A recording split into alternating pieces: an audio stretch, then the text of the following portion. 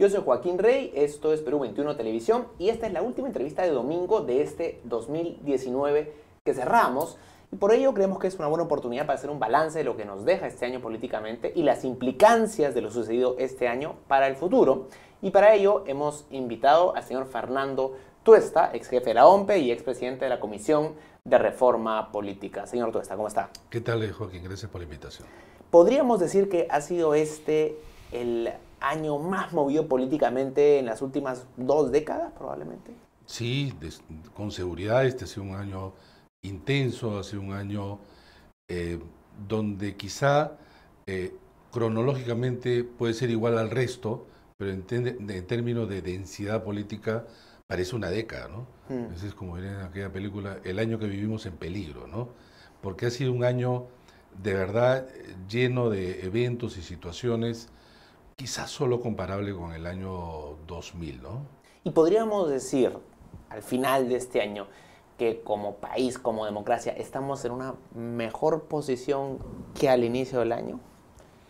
Siempre es difícil dar, digamos, una respuesta así de firme, ¿no? Pero yo creo que sí. Yo creo que sí. Mire, en el 2016 recuerdo que escribí el primer artículo referido al nuevo gobierno y decía que el reto era mantener la secuencia democrática de presidentes elegidos, ¿no? Que era el cuarto Pedro Pablo Kuczynski, solo comparado con el inicio del siglo XX.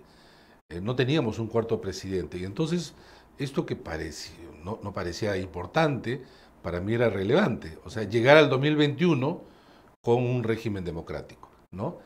Y un cuarto presidente elegido. En realidad, él no, me refiero a Pedro Pablo Kuczynski, pero el gobierno mantuvo dentro de lo que puede ser los márgenes, incluso complicados, un sistema democrático. Nosotros estamos viviendo en democracia, aun cuando algunos puedan cuestionar esto, creo que además son la minoría, creo que estamos mejor porque pudo en realidad desencadenar situaciones que hoy estaríamos lamentando, ¿no? En general creo que hay un acuerdo en que la transición de Kuczynski a Vizcarra fue una transición democrática, pero sí hay dudas respecto de este último episodio que fue la disolución del Congreso. Y ya estamos un poco lejos de ese evento, podemos verlo en perspectiva. ¿Usted considera que el Estado de Derecho, la fortaleza de nuestro régimen constitucional y democrático se ha visto de alguna manera menguada o debilitada por esta disolución del Congreso que en su momento generó dudas? Si tú preguntas a la gente, te va a decir, vivimos en democracia. Fuera, nadie cuestiona que no vivimos en un régimen que no sea democrático, pero nadie, ninguna institución, país, gobierno, etcétera, nadie. Y entonces los cuestionamientos que se pueden dar y que se dieron, en realidad no estuvieron o no alcanzaron, esos argumentos como para cuestionar realmente esta decisión, que es la disolución del Congreso. Es más, yo creo que ninguna disolución del Congreso, por más que incluso sea llevada a cabo con aquellos argumentos y procedimientos que ahora se cuestiona, no creo que sería aceptado en general por ningún parlamento. Porque esta es una medida, lo hemos también escrito muchas veces, lo hemos dicho, propio de los regímenes parlamentarios. No existe en América toda, que es además un sistema presidencial, este mecanismo. Acá nunca va a ser aceptado. Siempre va a haber cualquier argumento para cuestionar que un presidente disuelva el Parlamento. Que nunca se había hecho, además, ¿no? Y que nunca se había hecho, efectivamente, ¿no? Pero además viene el otro tema. Como nunca se había hecho, hay situaciones nuevas, ¿no? Entonces, por ejemplo, ¿cuáles son los alcances de la comisión de la comisión permanente? El presidente, ¿cómo así solamente puede gobernar con decreto de urgencia? Y se cuestiona aquello que está en la Constitución. A mí no me gusta personalmente, pero eso es lo que está en la Constitución. Por ejemplo, la comisión permanente, ¿qué debe hacer? Como dice la Constitución, revisar los decretos de urgencia para entregarlos al próximo Congreso, que hará las funciones plenas. Y este es un periodo de 4 meses, y así lo señala la Constitución. Entonces, ¿no gusta que se legisle el decreto de urgencia? Claro que no gusta. dice, pero ya no existe el contrapeso, pero está en la Constitución. Como por ejemplo lo siguiente, el presidente Vizcarra no podría disolver el Congreso el último año, vale decir el 28 de julio del 2020. No se puede. Pero mira tú, el Congreso sí podría censurar cuanto gabinete que quisiera en ese periodo. Ahí hay un... pero así es la Constitución. Pero así es la Constitución. Y así ocurrió con los otros presidentes que no podían, digamos, en una situación parecida, haber disuelto el Congreso, ¿no? Entonces, yo creo, a mí no me gusta el diseño, también lo hemos criticado, pero entonces discutamos pues. Y para eso, parte de eso, lo presentamos a través de los proyectos de reforma, tanto constitucional como legal, de la Comisión de Reforma Política. ¿Tú consideras que el presidente Vizcarra, luego de la disolución del Congreso y ahora que estamos en este interregno mediante el cual se legisla con decreto de urgencia, ha excedido sus atribuciones o ha abusado de este poder, que es algo que se dice, ¿no? Por ejemplo, se dice que si hubiera un Congreso, por ejemplo, quizá la suerte del ministro Edmer Trujillo estaría en veremos porque habría fiscalización. ¿Ha habido un abuso de esta concentración de poder? Mira, yo creo que el señor Trujillo debió renunciar por ser de una manera responsable de una situación que debilita al gobierno. Pero te respondo de esta manera. Han renunciado ministros sin necesidad de Congreso. Me refiero en su papel de fiscalización. Entonces, decir que porque no hay Congreso no hay fiscalización derivada de situaciones como estas, no calza, ¿no? Por ejemplo, tú comienzas a repasar la gran mayoría de ministros que salieron, no salieron por una interpelación, no salieron por una censura, no salieron por la actuación del Congreso, con lo que no digo que quiero minimizar esta función, pero lo que digo que hay una situación que además lo podemos comparar con los regímenes parlamentarios, que es parte de esto. Si el régimen parlamentario, el jefe de gobierno lo hace en calidad de que su partido tiene una mayoría absoluta o es parte de una coalición con mayoría absoluta. Y entonces las minorías no podrían censurar por sí mismo a un ministro. Y sin embargo caen los ministros. ¿Por qué caen los ministros? Por situaciones políticas. Entonces, si un ministro, por su actuación, hace daño al gobierno, el presidente, en este caso el gobernante, tiene dos posibilidades: mantenerlo o sacarlo. A veces mantenerlo le crea más problemas. Y entonces, o carga con esos problemas, y peor para él, y en muchos casos lo saca. Entonces, no es que si no existe esta institución, simplemente el gobierno hace lo que quiere en el sentido de mantener gente con estos problemas, ¿no? Ahora, luego de terminado este periodo de confrontación a fines de septiembre, se esperaba que al no tener pues una oposición que obstruyera, el gobierno se dedique a gobernar, va la redundancia, y se implementen políticas públicas. Desde su punto de vista, ¿hay un norte claro en esta nueva etapa de administración Vizcarra? No, es que este es un gobierno chico, lo hemos comentado en varias oportunidades. ¿Qué quiere decir con un gobierno chico? Claro, si tú no tienes, como ya se ha dicho también, partido, no tienes bancada, no tienes organizaciones sociales de apoyo, ¿el presidente quién tiene? A su gente de confianza. Este es un gabinete con más personas de su confianza que los anteriores. Pero es que ¿de dónde vas a reclutar? ¿De dónde vas a reclutar? Con esto no quiere decir que no haya gente, digamos, importante, destacada, que podría estar en los mandos del ministerio. Pero una cosa es eso y otra cosa es que tú tienes que dotarte de personas que tengan también tu confianza. En algunos casos, has visto, algunos ministros no han respondido de esa manera, ¿no? Y entonces la envergadura de la tarea es tremenda. ¿Cómo poder hacer eficientes las políticas públicas? Entiendo yo que muchos ministerios han avanzado, otros no tanto, pero yo creo que si es que el gobierno no responde ya de manera efectiva en los próximos meses, esas caídas que hemos visto en las encuestas, que para mí son esperables, porque fue el hipo de la disolución, y ahí está, que no tiene una baja aprobación ni mucho menos, le va a alcanzar al presidente, ¿no?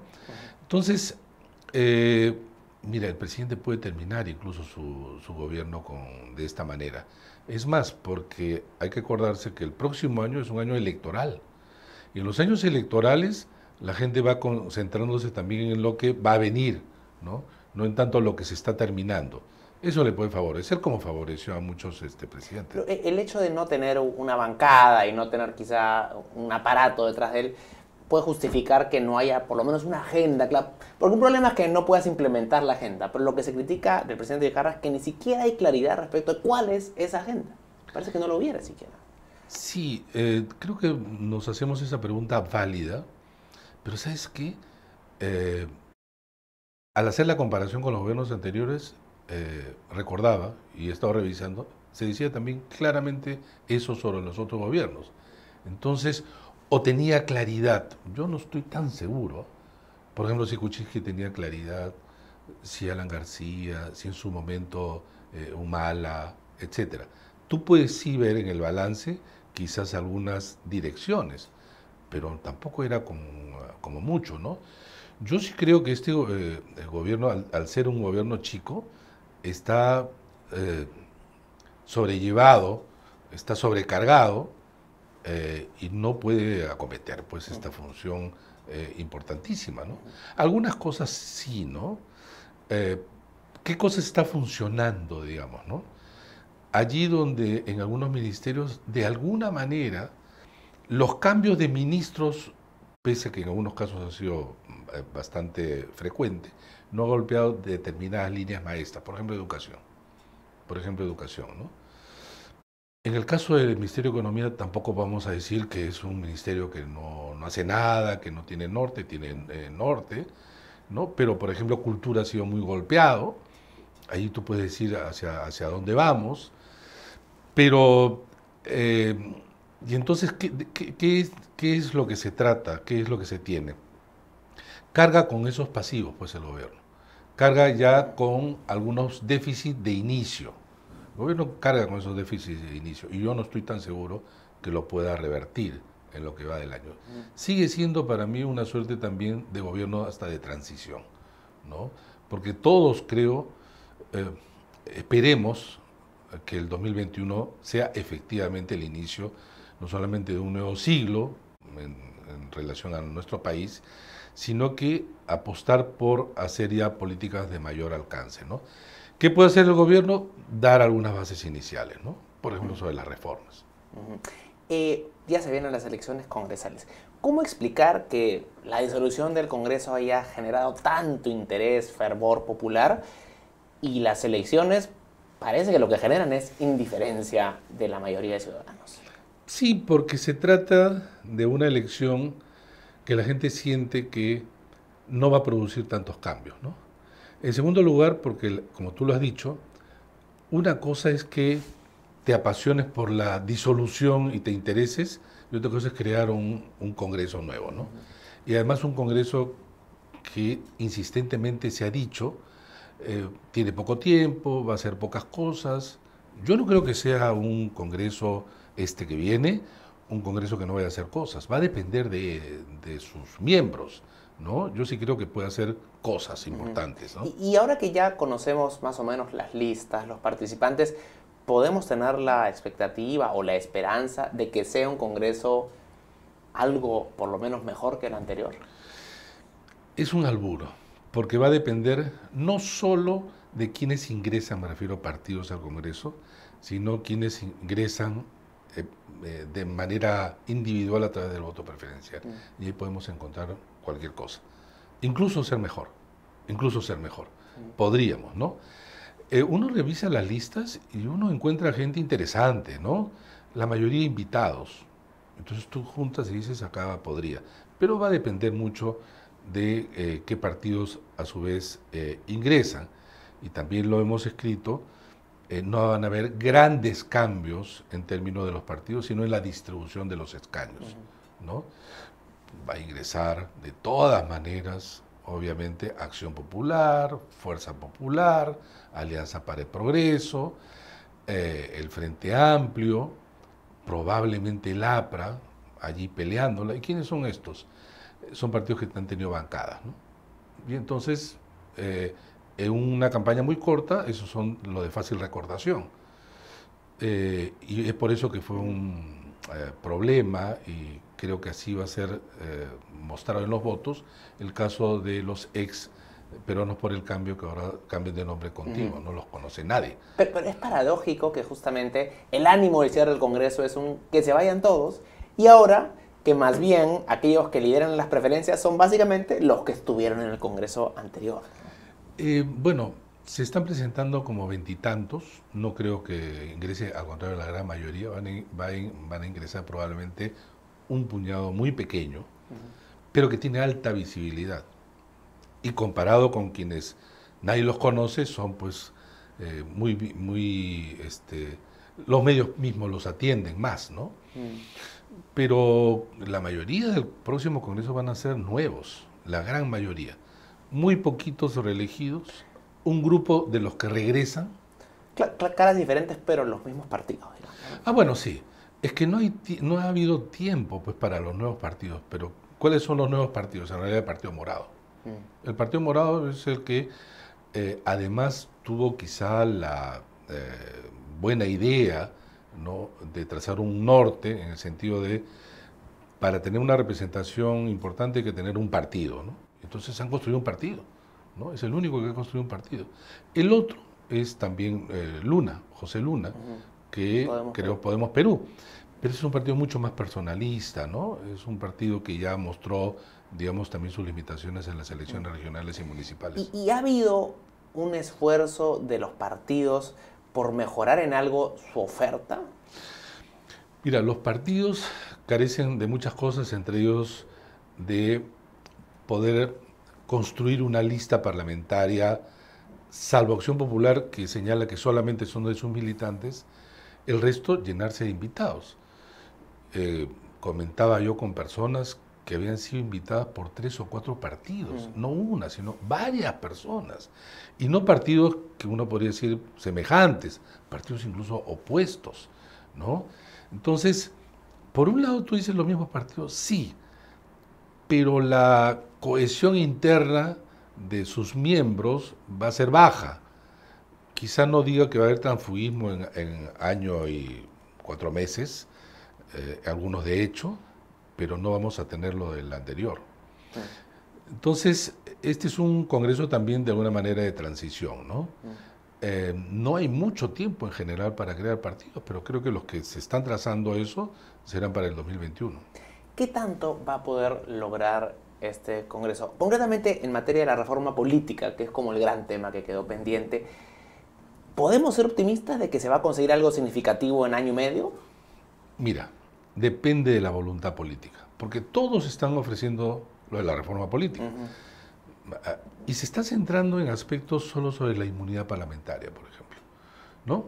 Yo creo que eso es un error. Creo que es un error. Lo que pasa es que la inmunidad calza con el rechazo de la gente hacia los políticos. Entonces puede resultar más atractivo y los partidos a su vez mostrar esto que es atractivo para los electores. ¿Se puede hacer? Sí se puede hacer, pero nuevamente de acuerdo a un acuerdo político, ¿no? Como va a haber una dispersión de bancadas, sí se podría llegar a eso, porque antes tú tendrías a Fuerza Popular que se resistió a la reforma, de diversas maneras se resistió a la reforma, ¿no? Teniendo ellos un número de votos suficiente como para poder llevar adelante estas. Partía del hecho de que como venían las propuestas del gobierno, eso los dañaba. De ninguna manera. Yo creo que los partidos que están en el Congreso anterior, la reforma al contrario les favorecía. ¿Por qué? Entre otras cosas, porque la reforma traía elementos, instrumentos como para desaparecer justamente aquellos partidos que vivían de este recicleo constante y que eran cascarones, ¿no? Pero se opusieron y eso les perjudica en el mediano plazo. Ahora, aún si hay voluntad política, si uno ve los cronogramas, yo entiendo que un año antes de las elecciones no puedes modificar las reglas, entonces estamos hablando de abril del 2020, y si este congreso entra en febrero o marzo, supongo, tendría que un mes, mes y medio. Hace ya unos buenos meses, y discutiendo con mucha gente, les hacía esta observación acerca de no es que sea apretado, es casi un imposible. Y es imposible porque, mira, las elecciones son el 26 de enero, los resultados finales estarán un mes después, en febrero, mientras que se instale, se elijan las comisiones, etcétera, tendrás un parlamento que esté funcionando más o menos mediados de marzo, y ya el 9 de abril ya no puedes hacer los cambios. Entonces, tiene que haber allí una decisión política de modificar el artículo de la ley en relación a este tema. Porque en realidad es un artículo que lo que hace es cerrar toda posibilidad de reforma en cualquier momento. Es un artículo que mucha gente ha defendido porque en el año 2016 se aprueba modificaciones de la ley en plena campaña electoral, ¿no? Que fue en enero del 2016. Y entonces veían con buenos ojos esta norma. Es una norma además ecuatoriana. Los mismos ecuatorianos plantean este cambio porque lo que hace, repito, es cerrarse a posibilidades de reforma que son importantes. Entonces, tiene que haber un acuerdo político para decir, este artículo de la ley se modifica, que no sea un año, sino, por ejemplo, mi propuesta es que sea la última fecha de inscripción del partido. Entonces, cuando ya te inscribes, en adelante viene otra parte del cronograma, ya tienes las reglas, obviamente, que no se deben de modificar. ¿Cuándo sería eso? Julio, agosto. Pero tú estás ganando de abril a agosto para empezar una legislatura ordinaria. Y entonces, todo el mundo puede hablar de la reforma, pero si no habla en modificar esto, no hay posibilidad ninguna de esa reforma, ¿no? Es un buen punto. Ha sido un año también muy marcado por los temas judiciales, ¿no? Se habla de que se ha politizado los temas judiciales y que la justicia que la política se ha judicializado también. ¿Es peligroso que la justicia que los fiscales, los jueces tengan un perfil público tan alto? Depende cómo se administre, ¿no? Porque también ha sido importante, por ejemplo, recordarás que el último día de diciembre del año pasado, hace un año, señor, aquel entonces fiscal de la Nación simplemente cortó las cabezas de los fiscales y tuvo que revertir esta situación ante la protesta de la gente, ¿no? Si ellos no hubieran sido públicos, simplemente en este momento estaríamos sin otra, con la comisión de Lavallato, ¿no? Yo creo que ha sido importante. Si tuviera además históricamente difícil ver, por ejemplo, figuras tan importantes entre jueces y fiscales. Esto no se ve en otro país. Que han cometido errores, desde mi punto de vista, varios, ¿no? Pero que eso no los descalifica como para, también subrayar que su trabajo, por lo menos hasta ahora, ha sido superior a sus errores, ¿no?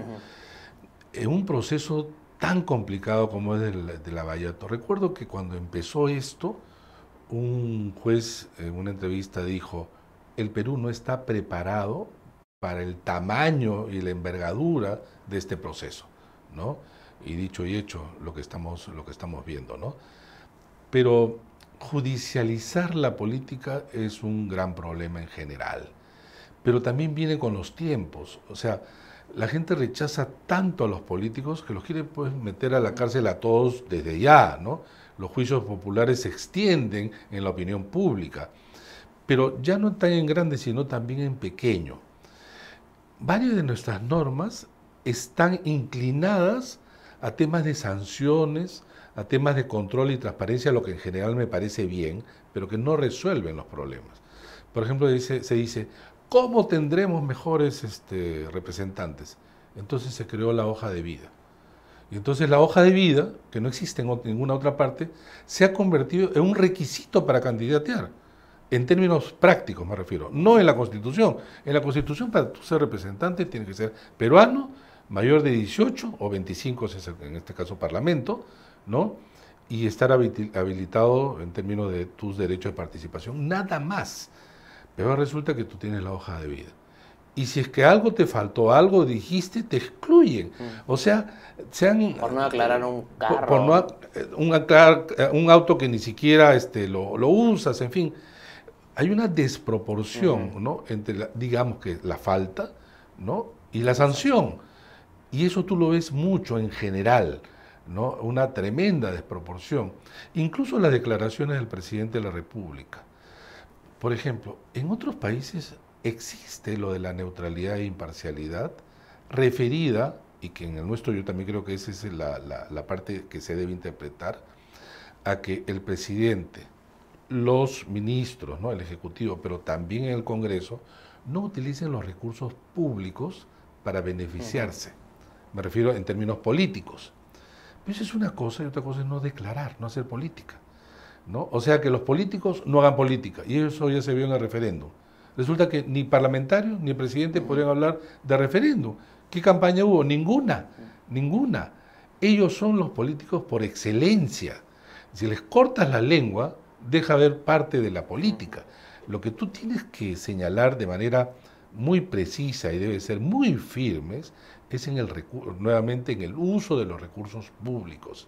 Y en ese sentido es, claro, si yo uso los recursos públicos para mi corriente de opinión, mi partido, etcétera, no soy imparcial, pues al contrario, estoy inclinando la cancha. O sea, por ejemplo, Vizcarra, al decir que no se debe votar por quienes pretendan mantener la inmunidad, ¿no estaría violando ese principio de neutralidad? De punto de vista, no.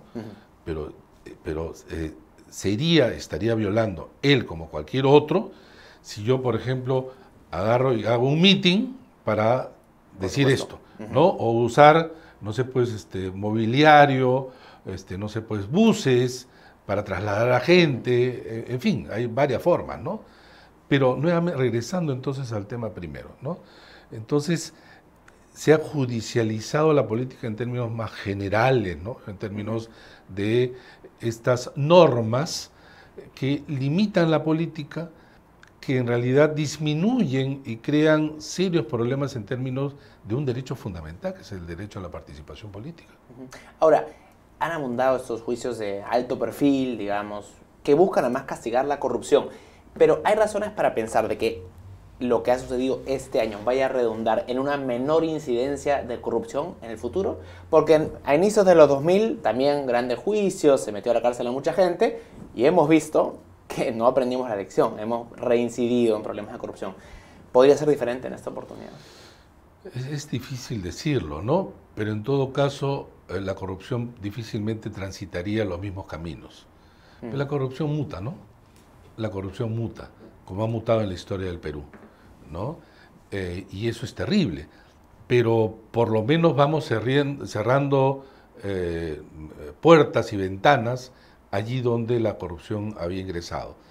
Pero esa es la permanente lucha, ¿no?, entre los que producen, los que quieren utilizar la corrupción y quienes quieren obviamente evitarla, ¿no? Como los bancos, que cada vez hacen mayores esfuerzos por la seguridad, y quienes obviamente quieren robar, ¿no? Entonces llega un momento en que sí lo pueden hacer y entonces hay que utilizar otros recursos. En el caso peruano ha sido una permanente tensión entre quienes roban a través o quienes delinquen a través de la corrupción y luego cerrar estas compuertas, ¿no? Tú lo has dicho bien, en el 2000 los aires democráticos en realidad arrasaron con quienes en ese momento tenían cargos públicos muy altos y estuvieron involucrados en actos de corrupción.